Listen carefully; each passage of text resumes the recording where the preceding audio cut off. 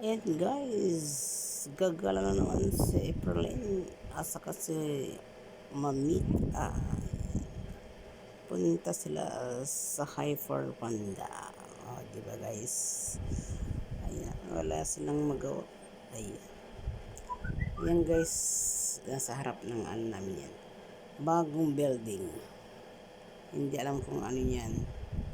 Hotel o restaurant o anong pangalan. Apartment. Ganda yan guys, ang haba-haba yan, no. Ayan, di ba? Maganda yan. Diyan sa harap lagyan nila mga coffee shop, Starbucks, walang mas maganda yan. Ayan si Evelyn naglalakad siya. Papunta kaming Hyper Panda guys. Di ba? Walang magawa. Maglalakad ka lang. Okay na yan. May exercise ng konti yung mga buto-buto.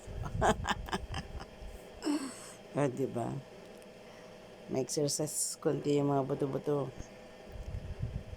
para hindi mag-stay. Kailangan mag-exercise. Di ba? Pag naglakad ka, pwede na yan.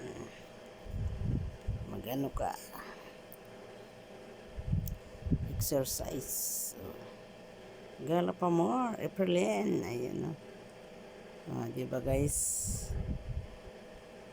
Alam nyo na.